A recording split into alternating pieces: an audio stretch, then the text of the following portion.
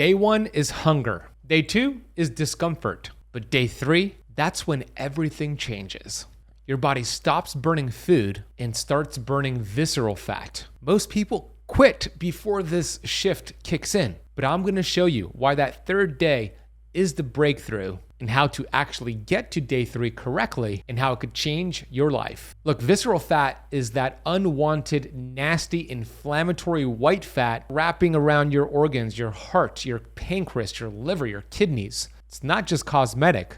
It's the most dangerous fat in your body. It drives inflammation, insulin resistance, heart disease, fatty liver, and even cancer and dementia. The good news is you could melt this visceral fat with a 3-day, 72-hour water fast. I'm going to give you a timeline on what happens throughout those 3 days and why that third day is the magical day. Look, the first 24 hours, it's the hardest. You're hungry, maybe cranky, and your body is still running on glucose, not fat yet. But here's what happens throughout those first 24 hours. At the 14-hour mark, so 14 hours without food, 2 major things happen. Number 1, you complete digestion. This is important because we use a lot of energy, resources, and blood flow to digest food. That's why we hear the term food coma. Yeah, you get tired after eating a big meal. At the 14-hour mark, you're done digesting, and now you create this process called energy diversion, where you divert energy that would have been used for digestion and you divert it towards healing. The second major thing that happens at the 14-hour mark is you start to lower insulin, which is signaling to your metabolism, okay, let's get ready to start burning stored fat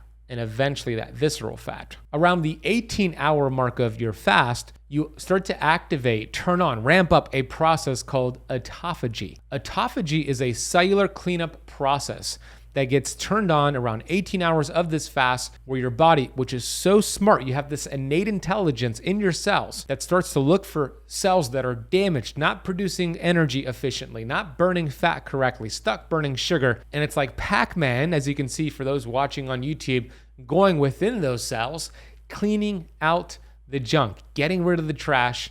Your body is that smart, and this gets turned on, and it continues to increase throughout the 72-hour fast. At this point, you're also losing a lot of water weight. I've seen people lose 3 to 7 pounds within the first 24 hours, mostly water weight, which is a good thing. You look less puffy, feel less bloated, all good things. At the 24-hour mark of this fast, 24 hours without food, 2 amazing things start to happen. Number 1, your body starts to produce a really important hormone for burning visceral fat and anti-aging you called HGH, human growth hormone.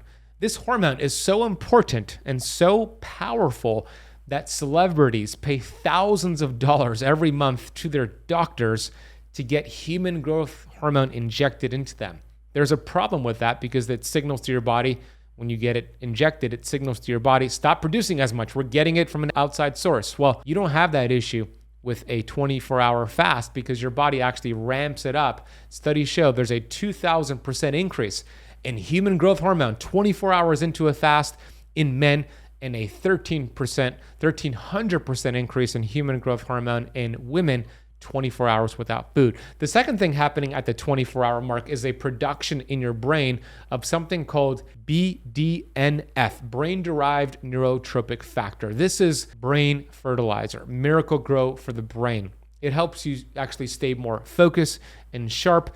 Your hunger starts to drop a little bit at this point as well. You're going to be hungrier as you start the fast. It should start to dissipate 24 hours in. Now, visceral fat hasn't been touched yet, but the metabolic stage is being set, which then brings us to day 2 of the 72-hour fast. There's some more discomfort and a metabolic switch that occurs here. You see, at this point, your glycogen stores, this is where your body stores sugar in your liver and muscle cells. This should be depleted, and it's forcing your body to switch fuel sources from sugar, from food, to body fat, belly fat, stored fat on your body. So at this point, your body starts using stored fat for energy. Those fatty acids from your body fat, your love handles, your stomach, is now sent to your liver. Your liver uses it as a fuel source, and then it starts producing ketones. Ketones then fuel the brain, fuel your muscle, fuel your body. It's anti-inflammatory. It actually helps your cells produce more energy, which helps you burn more calories just sitting on the couch, and you also feel more energized. So you might feel a little tired and groggy until you make this shift where ketones are being flooded in your bloodstream. So keep in mind, at this point, 24 hours, 30 hours in, your liver starts to become the command center producing those ketones, fueling your body. About 36 hours without food, you're going to notice more fat loss, more weight loss. Yeah, some of it is water weight, but some of it is also body fat from your body because your body's crushing those fat cells, using it for energy. So you're going to look leaner and the scale's also going to go down. 48 hours without food. You're about to enter day 3. Now, before you get into day 3, which is where the magic happens, something else amazing happens at the 48-hour mark. It's called a dopamine reset. Look, a lot of people, this might be you, struggle with happiness, joy, gratitude, and you might even struggle with addiction, depression. I know I did for many, many years. It's because you have something called dopamine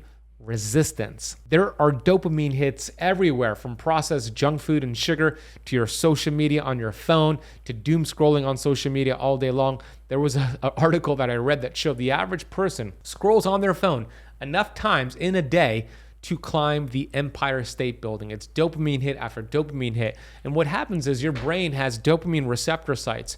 And the more you scream at it, but with all these dopamine hits throughout the years, the more that's produced. And eventually those receptor sites get burned out and it can't hear the message effectively. So you're not as happy, you're not as satisfied. You need more sugar, you need more addictive behaviors essentially. So 48 hours without food, studies show you reset, or I should say you resensitize the D2 receptor sites in the brain, the dopamine receptor sites in the brain. So you start to actually experience more joy, more happiness, more gratitude, meaning less emotionally eating, less doom scrolling on social media. This is pretty cool.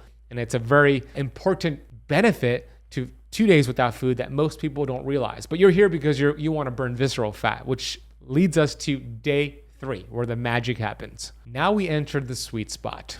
This is the day your body starts pulling fat from your organs, the visceral fat. You see, visceral fat mobilization is in full force by day 3. Your liver starts breaking down deep abdominal fat for energy and ketone production. This includes the fat around your pancreas, liver, kidneys, intestines, your heart. Inflammation drops significantly. Insulin drops to its lowest point, so you're completely burning fat for fuel here. Ketone production peaks. As I mentioned, it's anti-inflammatory. And that autophagy process of cleaning out the junk, that intensifies. Look, visceral fat is metabolically active. It releases inflammatory cytokines, and now you're torching it naturally. A 2020 study in obesity found that visceral fat is preferentially mobilized during prolonged fasting, even more than subcutaneous fat. That is the key. So every hour in day 3, until you reach 72 hours, every hour on that day 3, you're going to be pulling visceral fat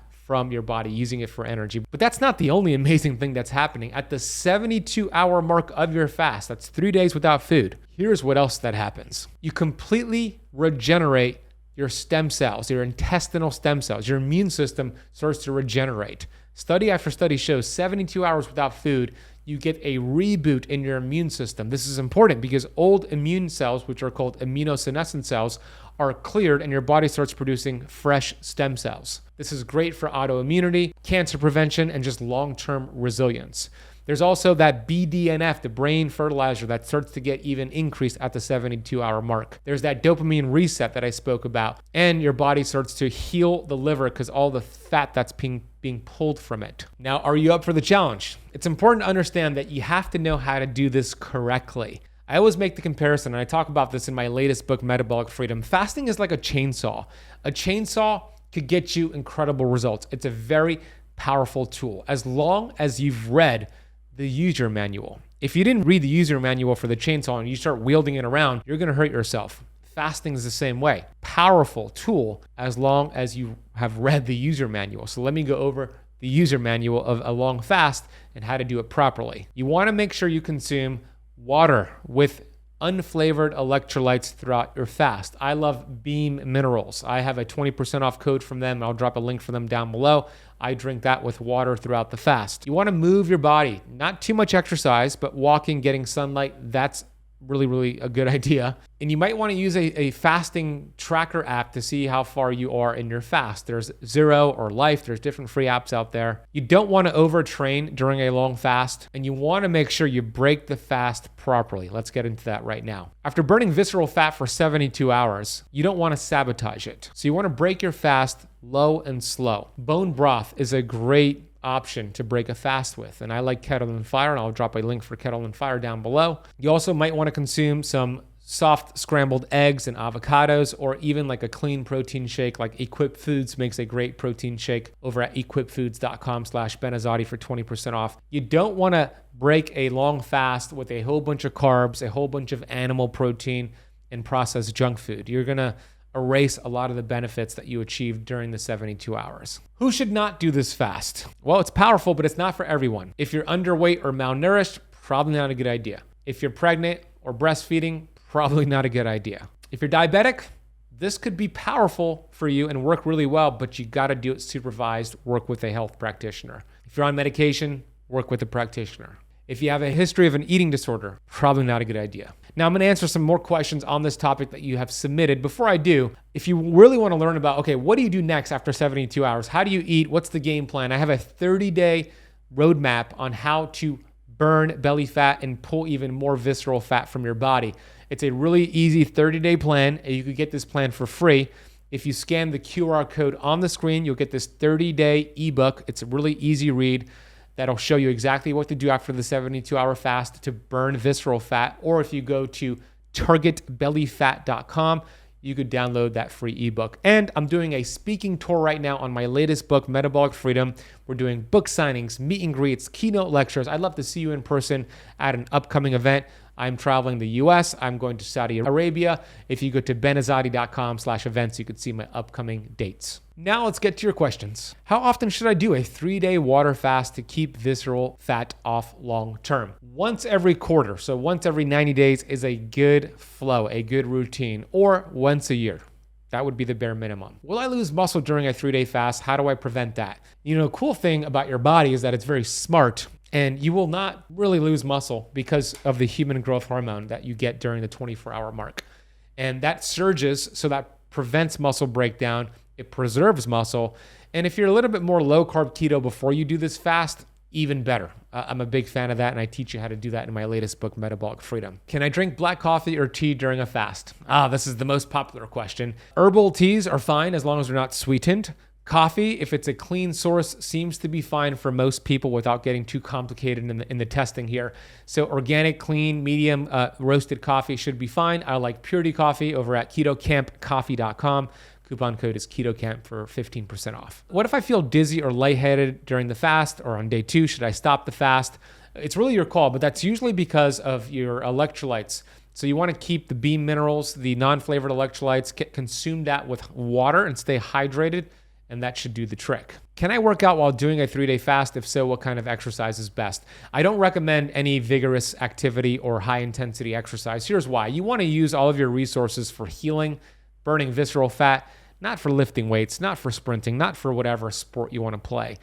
But walking, light activity is fine. So I'm not a fan of a lot of working out and strenuous exercise during a long fast. A shorter fast is fine, but a 3-day fast, walking is the most I would recommend. Does fasting affect gut bacteria or microbiome diversity long term? Yeah, it's one of the best ways to fix the gut, increase diversity. You starve down bad bacteria in your gut during a long fast, and then when you refeed, especially when you refeed with like kimchi, fermented foods like kefir, yogurt, you're going to feed the good guys. It's a great way to fix the gut. What labs or tests can confirm my visceral fat is going down? The most popular test is going to be something called a DEXA scan, and you could find somebody with a DEXA scan near you if you live in the United States, so I would look for that. There's some more advanced testing, what's called an MRI scan. I know my colleague, Dr. Sean O'Mara, believes in that. I do too. That's a little bit harder to get to, but those are the two primary ways to test. DEXA scan, MRI, visceral fat scan. Get it done. You might want to get it done before and after and see the amazing reduction in that visceral fat. Look, this works really well. I hope you're up for the challenge. I hope I addressed all the questions. If you have any other questions or comments, if you're watching on YouTube, put it down below. Maybe you share this episode with somebody you know and say, hey, let's go do this. Let's do a 72-hour fast together. Do it with community. It always works better. Thank you for watching. Thank you for listening. And if you love this lesson, and if you want to learn more about belly fat and a simple protocol to burn belly fat, love handle, stomach fat, go watch a recent video I just published on this topic. I'll show you a clip from that video, then click the video on the screen, and I'll see you in that next lesson. And check out the notes of this lesson to see all the references I mentioned today. All right, see you in the next lesson. I'll be sharing with you a simple 7-step protocol that you will follow, and in 14 days, you will melt stubborn fat. It works whether you are brand new to trying to lose weight, you've hit a plateau, you've tried all these different diets and calories in versus calories out approach. All of these 7 steps are linked to each other. You have to